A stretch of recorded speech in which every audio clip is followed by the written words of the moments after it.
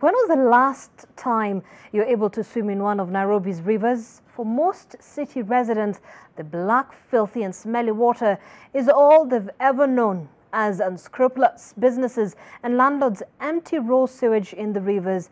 But this could soon change as the government take on a project to clean up the rivers in and around the city and return them to their former glory. As Anita Nkonge reports, this is part of a larger project to improve the city's overall water and sanitation facilities in the next 5 years.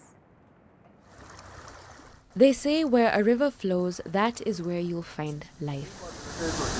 But how about one where you're streamed to toxic waste? Well, this has been the reality for many of Nairobi's rivers over the years. Ngong River is one such example. Originating from the Embakasi forest in Ngong, Kajiado County, like a baby, it appears unblemished, crystal clear water. It flows its way down, maneuvering through various slums, including Kibra, and around the city's industrial area.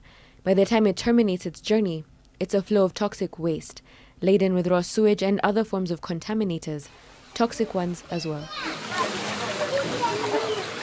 But that was the situation 2 years ago, before the Nairobi Regeneration Program began. Launched in 2017 under President Uhuru Kenyatta's directive, the Athi Waterworks Development Agency, in collaboration with the government and other stakeholders, has sought to improve Nairobi's water and sanitation situation, rehabilitate sewer lines, and clean up the city's rivers.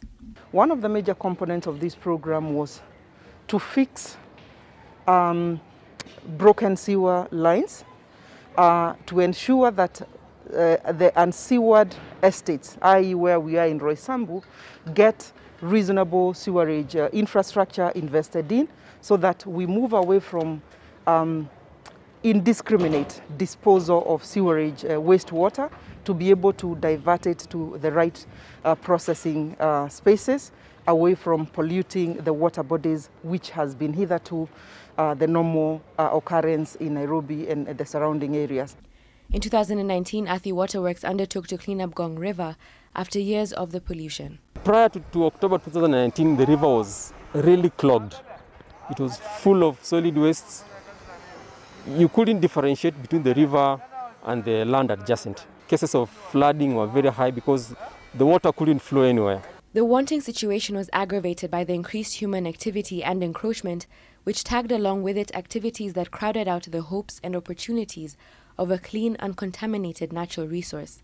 This posed a significant health hazard, more so in light of some of the community's waste disposal methods. Fast forward roughly 1.5 years later, and this is what one of the sources of Ngong River looks like. Residents say that this is major progress.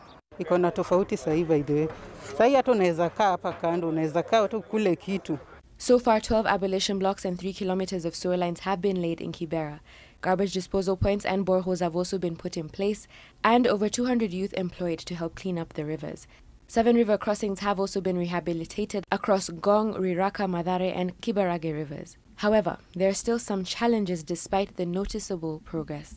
In order for us to be able to wholesome address the sanitation issues in the city, we also needed to combine the solid waste management and wastewater management. So where that synergy has also been applied, we can attest that we have improved the quality of water in our rivers. There are so many people who have done flats with very small septic tanks, and they were not bothered to connect to the sewer, particularly those who are close to our rivers. They will discharge directly to the rivers. So the next aspect, and even now our focus, is now to connect those developers so that they don't discharge into the river, they discharge into the system.